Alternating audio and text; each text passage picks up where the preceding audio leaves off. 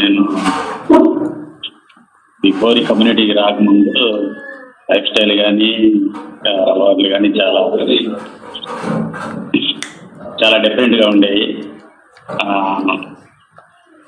ఇంకోటి ఏంటంటే నేను యాక్చువల్గా లైఫ్ స్టైల్లోకి వచ్చాను. ఫస్ట్ క్లబ్కి రాలేదు. లైఫ్ స్టైల్లోకి వచ్చినాక అక్కడ కొంతమంది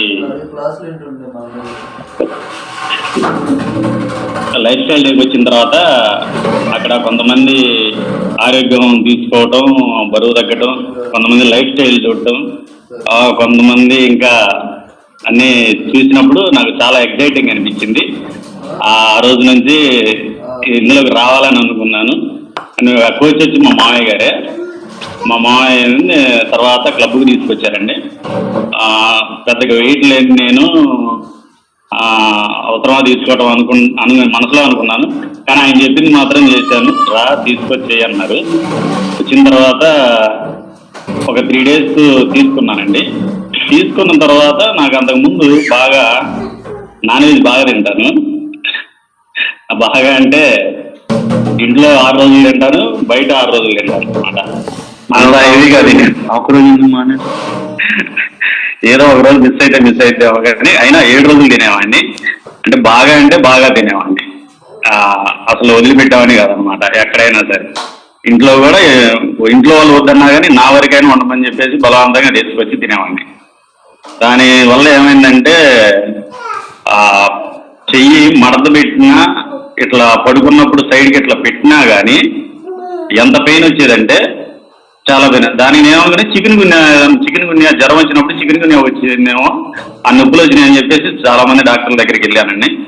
వెళ్తే ట్యాబ్లెట్లు ఇస్తున్నాం, వాడుతున్నాం, కానీ ఆ కాసేపు ఉపశమనమే. తర్వాత మళ్ళీ వచ్చే అంటే ఏం తినాలి, ఏం తినకూడదు, ఎందుకు వస్తుంది అనేది అర్థం కాని పరిస్థితి. ఇంకోటి ఏంటంటే లోపల జీర్ణ వ్యవస్థ మొత్తం బాగా ఇది అయిపోయింది. తింటున్నాం కానీ బయటికి వెళ్తుంది ఏం తెలియదు అనమాట. అది ఇంకా చెప్పుకోవడానికే ఇదిగా ఉండేది. నేను ఒక 3 months కనుక రాకుండా ఉన్నట్టయితే నాకు ఫైల్స్ వచ్చేయండి. ఇక అది ఎక్కడో దేవుడి దేవాల ఈ కమ్యూనిటీకి రావటం వల్ల ఇక్కడికి వచ్చిన తర్వాత ఏం తినాలి, ఎలా ఉండాలి, ఏం చెయ్యాలి, వాటర్ తాగడం అంటే అసలు నేను ఎంతసేపు అయినా తినకుండా ఉంటాను, ఎంతసేపు అయినా తాగకుండా ఉంటాను, ఓవర్ కాన్ఫిడెన్స్ ఎక్కువ ఉండేది. అవన్నీ అక్కడికి వచ్చిన తర్వాత చాలా తగ్గినాయి. అలా మనం చేయకూడదు. ఏం తినాలి, ఎలా తినాలి అనేది ఈ కమ్యూనిటీకి వచ్చిన తర్వాత నేను ఎన్ని బాధలు పడ్డానంటే చెప్పుకోవడానికే లేదు. నేను బట్టి మా ఇంట్లో పిల్లలు కానీ ఫ్యామిలీ కానీ పడకూడదు అనుకోవడానికి ఈ కమ్యూనిటీకి వచ్చిన తర్వాత ఈ 9 నెలల నుంచి నా లైఫ్ స్టైల్ మారిపోయింది, నా ఫ్యామిలీ మారిపోయింది, మా పిల్లలను కూడా చాలా వరకు మార్చుకున్నాను. చాలా అంటే చాలా నాకు ఉండటం వెయిట్ 10 kgs ఉన్నాను కానీ తక్కువే. కానీ ఆరోగ్య సమస్యలు మాత్రం మామూలుగా ఉంటాయి కదా. నైట్ 3 4 కూడా నిద్రపట్టిన పరిస్థితి ఉండేది. తెల్లారుదామని పడుకునేవాడిని. 12 1 గంటలకు లేచేవాడిని. ఇంతకుముందు నూడిల్స్ బండి ఉండేది. అది 1 గంట 6 పెట్టాలి కదా. 12 లేచి 1 గంటకి తినేసి తినేవాడిని కాదు. 3 4 బండి దగ్గరే తినేవాడిని. అసలు తినేవాడిని కాదు. నైట్ ఎప్పుడో 2 తినేవాడిని, 1 గంటకి తినేవాడిని. అలా ఉండేది పరిస్థితి. అలా లైఫ్ స్టైల్ ఉండటం వల్ల దేవుడి వల్ల ఇంకొక 6 నెలలు సంవత్సరం అయితే సివియర్ అయిపోయి ఏదో హాస్పిటల్లో జాయిన్ అవ్వాల్సి వచ్చేది. దేవుడి వల్ల ఈ కమ్యూనిటీకి రావటం వల్ల, మా కోచ్ మా మామయ్య గారు పరిచయం అవటం వల్ల చాలా కృతజ్ఞత అండి. నేను ఈ కమ్యూనిటీకి రావటం వల్ల ఫస్ట్ హాస్పిటల్కి వెళ్ళకుండా, మందులు వాడకుండా నేను నా ఫ్యామిలీ చాలా వరకు బయటపడ్డాం అనమాట.